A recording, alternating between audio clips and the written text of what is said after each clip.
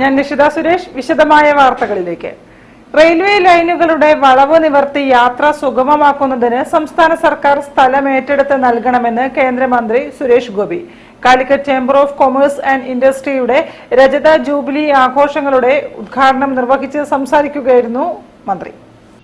Calicut chamber of commerce and ഇൻഡസ്ട്രിയുടെ രജത jubilee ആഘോഷങ്ങൾക്ക് കോഴിക്കോട്ട് തുടക്കമായി. ആഘോഷ പരിപാടികൾ കേന്ദ്രമന്ത്രി സുരേഷ് ഗോപി ഉദ്ഘാടനം ചെയ്തു.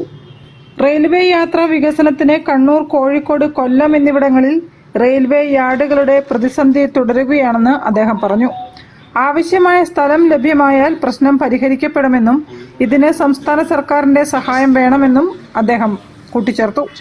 ബേപ്പൂർ തുറമുഖത്തിനുള്ള യാത്രാക്കപ്പലുമായി ബന്ധപ്പെട്ട തടസ്സങ്ങൾ ഉടൻ നീങ്ങുമെന്നും യാത്ര ഉടൻ തുടങ്ങാനാകുമെന്നും മന്ത്രി അറിയിച്ചു. കേരളത്തിന്റെ സാമ്പത്തിക വളർച്ചയ്ക്ക് കരിപ്പൂർ വിമാനത്താവളം വലിയ പങ്ക് വഹിക്കുന്നുണ്ട്. പ്രാദേശികമായ വികസനത്തിന് കാലിക്കറ്റ് ചേംബർ അടക്കമുള്ള സംഘടനകൾ മുന്നോട്ട് വന്നാൽ കേന്ദ്ര സർക്കാർ എല്ലാ പിന്തുണയും നൽകുമെന്നും മന്ത്രി സുരേഷ് ഗോപി അറിയിച്ചു.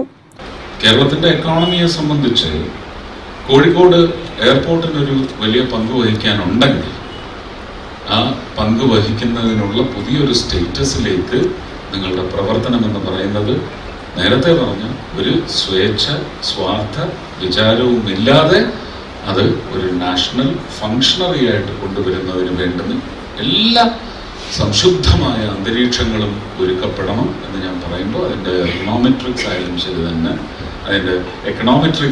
ശരി തന്നെ എല്ലാ കാര്യങ്ങളും വളരെ ശ്രദ്ധാപൂർവ്വം ചിന്തിച്ചാലോചിച്ച് ഇത് രാജ്യത്തിന് വേണ്ടി മാത്രമായിരിക്കുമെന്ന് പറയുന്ന ചിന്തയോടെ ഈ പ്രാദേശിക സ്തൂപം നല്ല ഉയർന്ന നിലയിലേക്ക് ഉയർത്തിക്കൊണ്ടുവരുന്നതിനുള്ള പ്രവർത്തനം ചേംബർ കാഴ്ചവെച്ചാൽ തീർച്ചയായിട്ടും അതിനെ പിന്തുണയ്ക്കുന്നതിന് വേണ്ടി കേന്ദ്രത്തിലും കേന്ദ്ര ഭരണത്തിന്റെ കൂടെ ഞാനുണ്ടാകും.